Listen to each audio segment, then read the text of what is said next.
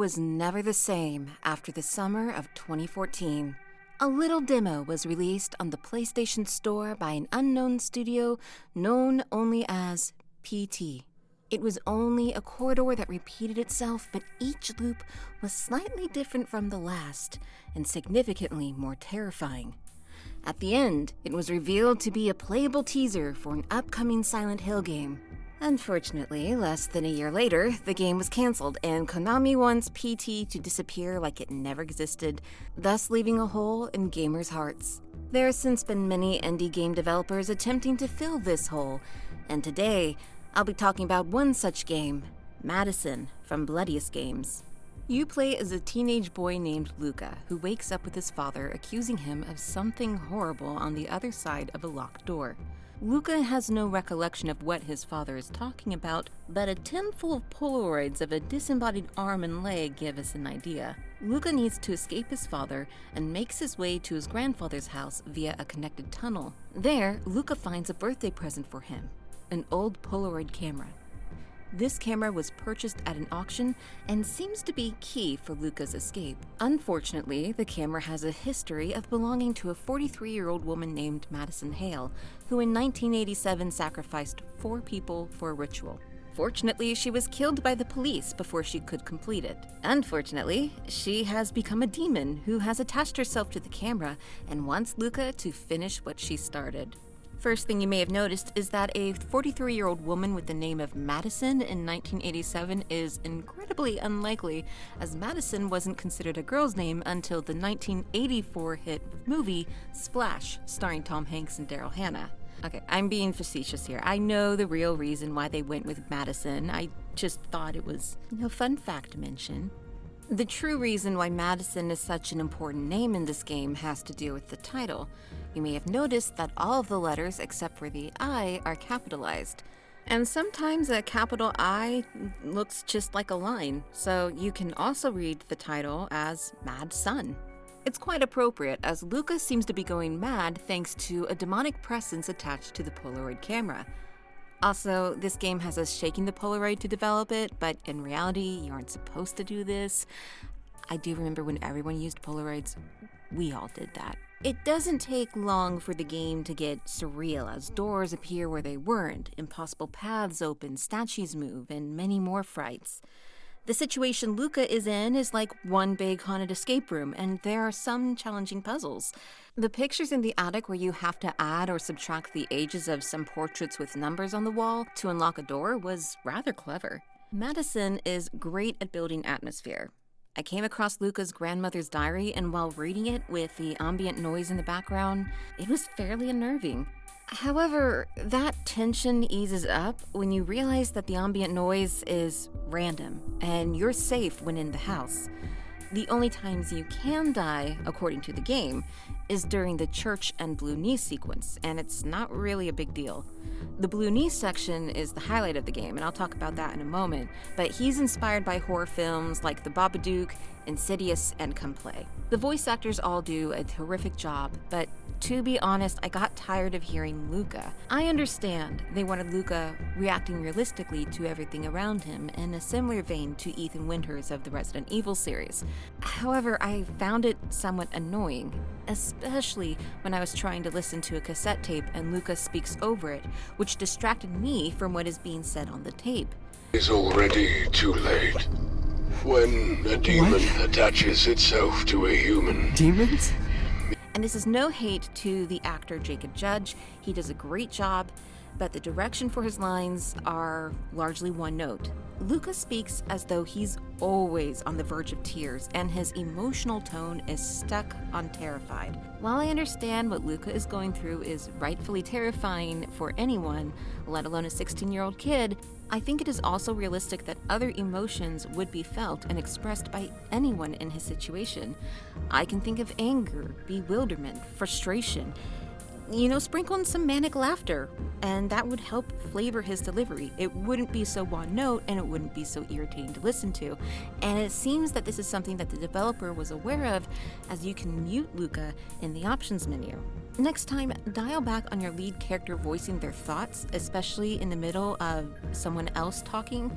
Like, maybe have them voice their thoughts to the tape they're listening to after the tape has finished playing, and also diversify the emotional direction a bit. I'll go over the story in a moment, as I will go into spoiler territory, but there are sections where I'm not sure how this connects to MADiSON's plan for Luca, and I feel that parts of it aren't fleshed out properly. The game currently costs $35, which is a bit high considering how short it is, and the only replayability it has is for achievement hunting. I think if it was $10 or $15 less, it would be a much more appropriate price. As short as it is, I think any longer and it would have overstayed its welcome. MADiSON does fall into some of the pitfalls other PT-inspired games do, mainly copying the scares from that game. Like the bathroom sequence. The bathroom sequence is like the most commonly repeated one I see in all of these games. Please, developers, I understand. PT was amazing. It inspired you, and not having Silent Hills is tragic. I wish it could be any other way, but you are doing yourself a disservice by frequently paying homage to PT by redoing the scares. I miss it too, but create your own terrifying moments. You cannot repeat what that game did and expect it to be just as effectively scary. But that being said, MADiSON is one of the better PT-inspired games, as the pacing for this is perfect, or close to perfect. Many other titles in this genre, like Layers of Fear and Visage, tend to pause the gameplay and have the player simply wait for the scripted sequence to play out before you can progress. Whenever I was stuck, it was because I had the wrong solution, or I needed to remember to take a photo. I had to do something in order to progress, rather than wait for whatever scene the developers wanted to make sure I saw. Overall, despite some of its flaws, I do recommend MADiSON for anyone looking for a new horror game. There are some great puzzles, wonderful acting, effective atmosphere, and just the right amount of gameplay. For a first title from an indie studio, this is a strong start, and I want to see what else Bloodious Games creates and grow as a developer. I'm moving on to talking about the story and my thoughts on it, so this is your spoiler warning. If you don't want to be spoiled, I do recommend the game, so just come back when you're done with it. Oh, but don't forget to subscribe before you leave. I want to say that it is nice that this doesn't seem to be the case of the protagonist going insane or any other psychological reason.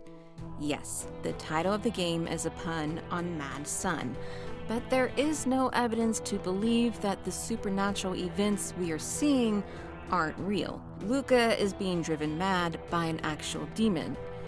However, there are some aspects of the story that I'm confused on. I'm going to break down what I believe has led us to the events of the game, and then go from there. Some of this is a lot of theory, I will let you know, but this is what I think. In the 70s, Luca's grandparents, Albert and Elizabeth Mitchell, buy a book for John, Luca's father. The book is about a creature who is very lonely and has no friends, and on one cold night fell asleep for 2 days. When they wake up, their eyeballs have fallen out of their head. They search for them on their hands and knees, banging their knees up until they turn blue, thus earning the moniker Blue Knees. They continue to search for their eyes, and the book ends with a warning for the reader to be careful of Blue Knees stealing the reader's eyes by keeping the lights on. Somehow Blue Knees can perceive light even though he lacks eyes, which he kind of need to perceive light, but okay. Of course, this scares John. But the being known as Blue Knees torments Elizabeth. I get that this is due to its Babadook influence, but the Babadook is a metaphor for the mother's grief in that movie, and Blue Knees is just a monster. It doesn't represent anything. Shortly, Elizabeth's eyesight gets worse, and she is diagnosed with cataracts, but this is a little different than your usual cataracts. Her pupils are actually fading away and eventually disappear entirely based off the multitude of portraits of her all over the house. I'm quite sure of all the photos of her that has been taken throughout her life, she wanted her husband to hang up the ones with her pupils completely gone. I believe it's never explained, but likely Blue Knees claimed Elizabeth's life as she died at some point. It seems to be long before Luca was born. Albert realized that Elizabeth wasn't sick, but that Blue Knees was real and felt guilty he didn't believe her. He tried to get rid of the book and destroy it, but nothing he did ever worked, as it would just show back up. Albert locks the book away, hoping it will never harm anyone ever again. In his grief over the death of his wife, he became desperate in trying to speak to her again. We find pamphlets in his study on seances, tarot readings, mediums, anything to contact his wife. Alas, they were all for nothing. At some point, Albert recalled the story of Madison Hale, a woman who murdered 4 people as part of a satanic ritual in the 80s, but was killed by the police before she could complete it. Eventually, he learns what Madison was trying to perform, a body-swapping ritual. That's what it's stated in the game. Perhaps by completing it, he will be able to see his wife again. He has the ashes of his wife, but needs to sacrifice an object of significance, which he doesn't have, as Elizabeth hid her wedding ring because Blue Knees kept taking it. The police have an auction one day, and one of the items happens to be the Polaroid camera Madison used in her ritual. Albert purchases the camera, but dies shortly after. John finds it among his father's items and chooses to give it to his son as a birthday gift. After receiving the camera, Luca starts to behave strangely aggressive and violent. On top of all this, John reaches out to Priest Thomas on what could be happening to Luca and how Madison Hale is involved. Thomas determines it is a demonic possession affecting Luca, but unfortunately, it seems that John never truly hears the warnings from the priest as he comes home to see that a possessed Luca has killed and mutilated his wife and daughter. This brings us to the start of the game, where Luca regains full control with his father cursing him on the other side of a locked door. The entirety of the game is Luca being guided by Madison to complete her ritual. Luca is taken to impossible places that the priest describes as an astral transportation to retrieve significant items. Madison takes him to the well where she disposed of the bodies so he can have the 4 Polaroids of her sacrifices. She takes him to St. Jupiter's Cathedral so he can retrieve her skull. Luca is guided by roaches, another thing from PT, to find his grandmother's wedding ring. He now has everything he needs for the ritual, but the final piece is hidden in a locked cupboard. Luca is guided around the house and undergoes more astral transportations to get the code for the padlock. Once he inputs the code, we find the ashes of his grandmother upon a pedestal. We receive a vision that the final sacrifice, which was originally going to be our father's head, is now us. The Hanged Son. We place the Polaroid camera on the pedestal and then hang ourselves, seeing Madison watching as we choke to death. When the air leaves our lungs, the Polaroid camera snaps a picture of us, but the photo burns, much like the ones we took of Madison. Our vision fades as our life leaves our body, but a few moments later we wake up with a gasp and roll credits. So as I said, a lot of the stuff that happens prior to the game is essentially my theory. The overall story of Madison is lacking a few details. Like, we don't know what Madison was originally trying to accomplish with her ritual back in 1987. Was it of her own will, or was she too possessed like Luca? It was a body-swapping ritual. What was she planning on swapping bodies with? It's never said. I guess it could be up to you. I don't know. The priest states that Madison is no longer a human spirit, but is now a true demon. That's pretty much all we get, really. The only way I can make sense of it all is if Albert was originally intending to perform the ritual, but he unfortunately died before he could even get started on it, and didn't realize what bringing in Madison's camera would spell for his family. I feel like the ritual that is at the core of this story isn't fleshed out properly, which hurts what is a fairly simple premise, because whenever I think about it, I feel unsatisfied with the mechanics of the ritual and how we acted out in game. I mean, they do refer to it as a body-swapping one, but it makes more sense as a resurrection ritual. It seems the 7 sacrifices would create a whole new body for the entity to inhabit. You're taking one body part from 7 different people, and it looks like the Polaroid photos seem to be a proxy in place for the actual body parts. I don't know how that works. I mean, that can be the only significance of using them instead of actual body parts. And even though, like, the father's head was originally supposed to be a part of those sacrificial items, like, you get Madison's skull. Would Madison's skull be a 7th sacrifice? I don't know. Probably not, because that's not really I mean, she was dead beforehand and wasn't killed by anyone involved in the ritual, so I guess maybe not. It also talks about how, like, it requires you to sacrifice a significant object, and the significant item that we use in the game is Elizabeth's wedding ring. Only really makes sense if it was Albert that is the one performing the ritual, because it's not really a significant item to Luca. It's only significant to Albert and Elizabeth because it is a symbol of their union. And even though, like, one could be like, Luca wouldn't exist if it wasn't for their marriage, and that's very unsatisfying to me, because the point of a sacrifice is to give up something very important to you, especially if you're, sacrificing a significant object. It would have to be something of you, right? And then there is the ashes used is Elizabeth's ashes. And I feel like with the body swapping ritual, if it is truly a body swapping ritual and not a resurrection one, I don't know if maybe there was like this developer is from Argentina, I believe. I'm not entirely sure if maybe there was like a translation issue when writing the script or something, but it makes more sense as a resurrection ritual to me, with the fact that human ashes are involved. And with it being your grandmother's ashes as the final item for all of this, makes me feel like it's meant to be some sort of like a reveal that your grandfather actually was very much involved with this ritual as well.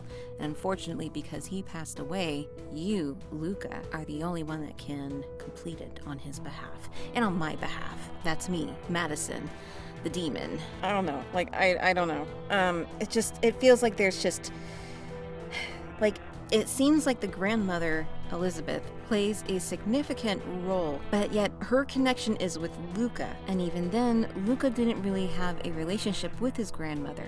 The game presents us with him having a connection with his grandfather and suggests that Luca's grandmother passed away long before he was even born. So it feels like kind of like there's a connection via blood, and that's it.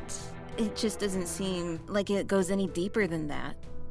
I don't know. The involvement of Hans and Nancy Goring is also not connected to MADiSON either. It's an arbitrary story that really doesn't seem to be necessary. I think they should have incorporated maybe a cult within the church that MADiSON was a part of, or perhaps Hans was also someone who tried to perform a similar ritual to MADiSON and failed because his wife killed him. And I know saying that sounds really similar to the first Silent Hill, but it would make for a more cohesive story. It would at least bring Hans into the story a little better, because otherwise the only connection Hans has to MADiSON is that his wife confessed to his murder at the same church 30 years prior to when MADiSON did her ritual. The game lists all these other horrible tragedies that happened at the same church as well, so like, why is this one significant? I really feel like if you're going to include in what is a very small and very short game, that the side stories should be connected and contribute to the larger picture much better than these arbitrary tangents. Like, oh, well, the connection to Hans has to MADiSON is the location, really. Luca's grandmother, I mean, it's his grandmother that he had no relationship with and always heard that she was sick from his father and is important to the ritual for reasons. I don't know. I feel like it's like I see the broader picture, but there's a significant chunk of puzzle pieces missing. Is so unsatisfying. And it's such a simple premise that it really shouldn't be this hard to make these connections much more satisfying, to make these things have significance to the core of the plot. I don't know. I've avoided watching and reading breakdowns on the story of this game because I wanted to write out my thoughts. I mean, maybe people have come up with connections far better than I could. I don't know. I feel like whatever connections I could come up with they just don't do it for me. This is where I'm going to end the video because I don't know what else to say. I do overall think it is a great game. I actually do want to replay it. It is fun to play. And there is a lot of positive stuff, but unfortunately, I think the story really has a lot of holes in it that could have been easily filled with the broken shovel you get. That is of no importance. So, if you played MADiSON, what did you think of it? How did you piece together the story? Am I missing something? You are more than welcome to fill me in on whatever it is. I feel like I'm stupid to not see it, but at the same time, I'm like, I'm not the problem here. So, yeah, please give this video a like. Thank you so much for watching. You've been a doll.